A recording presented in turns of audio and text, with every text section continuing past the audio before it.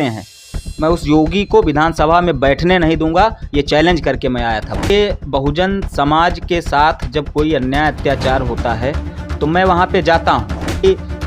Bulldozer चलने की एक प्रक्रिया होती है, तो मैं किस टाइप के हरामखोर भी रहते हैं कि जो पेट में बच्चे को मार देंगे कि ना ही उनके घरों में बुलडोजर चला था, बाबा जी के बुलडोजर में तेल हो गया था खत्म। नमस्कार, मैं हूं आपके साथ में श्रवण चौहान। आज हम एक ऐसी शख्सियत से बातचीत करने वाले हैं जो परिचय के बिल्कुल भी मोहताज नहीं हैं। हमारे साथ अधिक बातचीत करने के लिए बहुजन आर्मी चीफ देवा रावत हैं। हम उनसे खास बातचीत करेंगे और सबसे अहम चीज़ आपको बता दें कि जो कौशाम्बी का जो मामला काफ़ी तेजी के साथ तूल पकड़ता हुआ नजर आ रहा है, उस पर देवा रावत मौके पर पहुंचे थे और शासन प्रशासन को खुलेआम चेतावनी दी थी कि अगर कहीं न्याय नहीं मिला पीड़ित परिवार को तो ऐसा नंगा नाच होगा कि शासन प्रशासन भी देखता रह जाएगा। इसी मुद्दे को लेकर हमारे साथ में बातचीत करने के लिए देवा रावत जी हैं। हम इनसे खास बातचीत करते हैं। देवा रावत जी, आपका बहुत बहुत स्वागत है। आपका भी बहुत बहुत धन्यवाद श्रवण चौहान जी। हाँ देवा रावत जी, हम आपसे एक पहला सवाल ये करेंगे कि ये जो आप बहुजन आर्मी नाम की संस्था चला रहे हैं, संगठन चला रहे हैं, इसमें मतलब कैसे मुद्दे आप उठाते हैं और ये संगठन किस रूप में काम करता है, उसके बाद हम कौशाम्बी के मामले को लेकर बातचीत करेंगे। देखिए, बहुजन आर्मी एक नॉन पॉलिटिकल ऑर्गेनाइजेशन है और ये संगठन देश के 11 राज्यों में काम करता है। इस संगठन का मेन उद्देश्य यही है कि पूरे भारत में दलित, शोषित, पीड़ित, वंचित बहुजन समाज पे अगर कहीं भी इन मनवादी सरकारों के द्वारा अगर कहीं कोई घटनाएं होती हैं, अन्याय अत्याचार होता है, रेप बलात्कार होता है और कहीं पे भी युवाओं के साथ अन्याय अत्याचार होता है, तो बहुजन आर्मी का एक एक कार्यकर्ता वहाँ पे जाता है और झंडा और डंडे के साथ मजबूती से लड़ता है। अच्छा, तो ये बताइए, कौशाम्बी में 3 हत्याएं हुई, उस पे आप, हमको लगता है 2-3 दिन बाद आप पहुँचे, तुरंत पहुँचना चाहिए था। 15 सितंबर की घटना है और मैं बाहर था, राजस्थान था और बाद में मुझे पता चला, जैसे ही मुझे पता चला तो मैं 20 सितंबर को वहाँ पे गया हूँ। और जब मैं वहाँ पे पहुँचा, उससे पहले कई राजनैतिक पार्टियों के राष्ट्रीय अध्यक्ष और तमाम संगठनों के संस्थापक राष्ट्रीय अध्यक्ष वहाँ पे पहुँचे। जब मैं पहुँचा तो वहाँ पे आपने देखा होगा कि पीड़ित माँ का रो रो के बुरा हाल था। इतना रोई थी वो माँ कि उसकी आंखों से आंसू नहीं निकल रहे थे, आंखों से आंसू सूख गए थे। और लगातार ये मनवादी मीडिया, ये मेन स्ट्रीम मीडिया लगातार ये दिखा रहा है कि वहाँ पे 3 हत्याएं हुई, जबकि मैं वहाँ पे जब गया, वहाँ पे जब मैं धरातल पे मैंने उन बूढ़ी माँ से जब मैंने बात किया तो उन्होंने बताया कि भाई मेरी एक लड़की थी, उसके पेट में 7 महीने का बच्चा भी था और उसके हिसाब से 4 हत्याएं हुई वहाँ पे।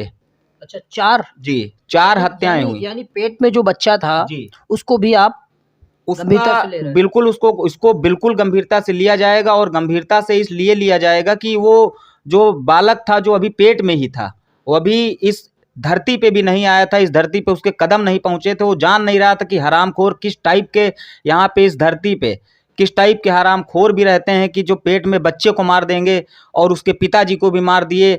तमाम चीज़ों घटनाएं थी वहाँ पे। अच्छा, जब आप वहाँ पे पहुँचे तो क्या माहौल था और आपके पहुँचने के बाद क्या इफेक्ट पड़ा, ये थोड़ा सा हमारे दर्शकों को बताएं।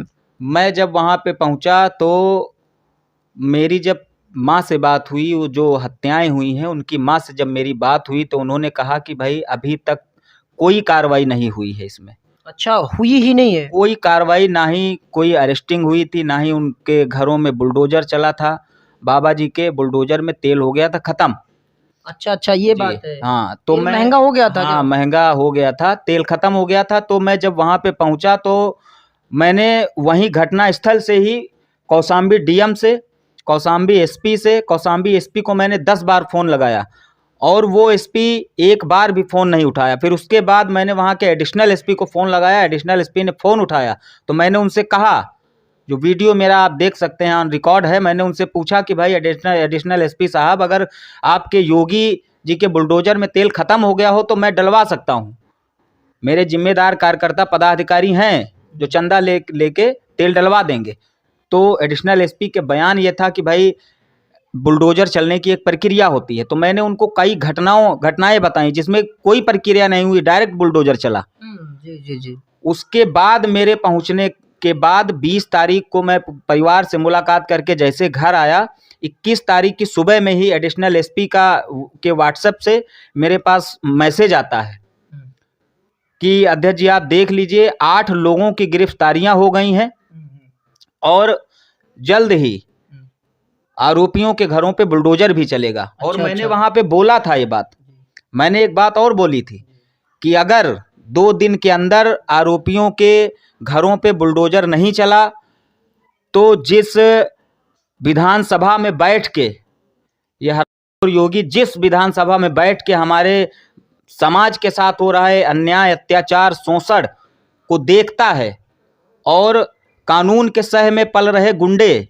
जो हमारे बहुजन समाज की माताओं बहनों के साथ अन्याय अत्याचार करते हैं, उनका शोषण करते हैं, उनकी हत्याएं करते हैं, मैं उस योगी को विधानसभा में बैठने नहीं दूंगा। ये चैलेंज करके मैं आया था वहां से। अच्छा, ये बात है। बिल्कुल। अच्छा, जैसे आपने बहुजन की बात की, बहुजनों के साथ में जब अत्याचार होता है तो आपका क्या रवैया रहता है? देखिए, बहुजन समाज के साथ जब कोई अन्याय अत्याचार होता है तो मैं वहां पे जाता हूं और वहां के शासन और प्रशासन से बात करता हूं और वहां पे खुले ऑन रिकॉर्ड ये बोल के आता हूं कि अगर बहुजन समाज को न्याय नहीं मिला तो बहुजन आर्मी का डंडा और झंडा दोनों मजबूत है। अगर डॉक्टर बाबा साहब अम्बेडकर ने जो अधिकार मुझे दिया है, जी जी जी, डॉक्टर बाबा साहब अम्बेडकर ने संविधान में जो अधिकार मुझे दिया है, 2 साल 11 महीने 18 दिन में डॉक्टर बाबा साहब ने जो एक्स्ट्रा ट्रीटमेंट मेरे समाज के लिए दिया है, अगर उनके